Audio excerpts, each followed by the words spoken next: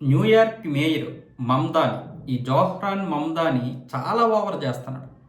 RSS chief Bhagwat కానీ లేకపోతే ఆర్ఎస్ఎస్కి సంబంధించినటువంటి ఏ విషయం గురించి అయినా సరే విరుచుకు పడిపోతున్నాడు.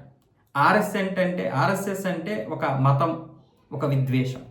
అమెరికాకి రంగు లేదు, మతం లేదు, కులం లేదు, ఎటువంటిది లేదు.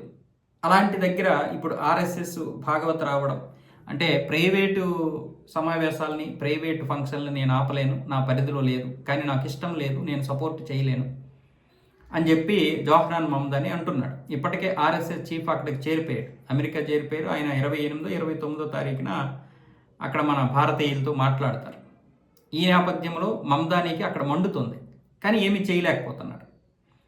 ఇక్కడ రంగు లేదు, మతం లేదు అన్నటువంటి ఈ మమ్దాని ఆర్ఎస్ఎస్ని ఉగ్రవాదంతోటో లేకపోతే ఇంకో దేనితోటో పోలుస్తుండడం మంచిదే. కానీ మరి భారతదేశంలో జరుగుతున్నటువంటి ఉగ్రవాదం గురించి ఎందుకు మాట్లాడలేకపోతున్నాం?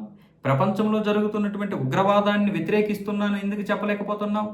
పాకిస్తాన్ నుంచి వస్తున్నటువంటి ఉగ్రవాదాన్ని, సీమాంతర ఉగ్రవాదాన్ని ఎందుకు నువ్వు ఖండించలేకపోతున్నావు? పైపెచ్చు నువ్వు ఉమర్ ఖలీద్ లాంటి వాళ్ళని, కసబ్ లాంటి వాళ్ళని ప్రోత్సహిస్తున్నావు. మరి నీ రంగేది? నువ్వే రంగు పులుముకున్నావు.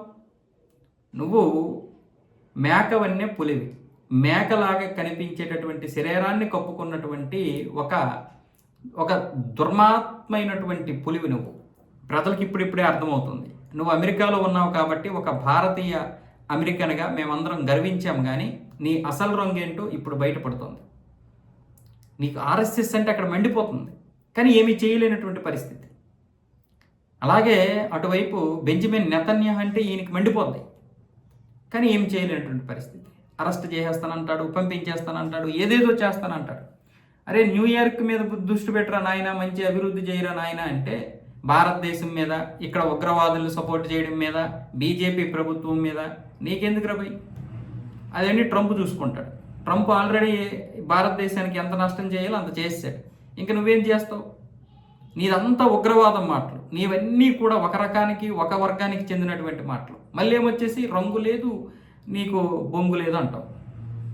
ఏం న్యూయార్క్ మేయరో ఏంటో అర్థం కాలే. నిన్ను నిజంగా ఆ రోజు అందరము కూడా ప్రశంసించాం, భారతీయులందరూ గర్వపడ్డాం. అంటే నువ్వు ఆర్ఎస్ఎస్ని తిడుతున్నావు కాబట్టి ఈరోజు నేను నిన్ను విమర్శించడం లేదు. రంగు లేదు అన్నటువంటి నువ్వు ఇక్కడ ఉగ్రవాదాన్ని కనీసం ఖండించలేకపోయావు, మాట్లాడలేకపోయావు. రంగు లేదని మళ్ళీ అక్కడ గొప్పలు చెప్తున్నావు. మరి ఇంక నిన్ను ఎలాగా ఇది చేస్తారు జనాలు?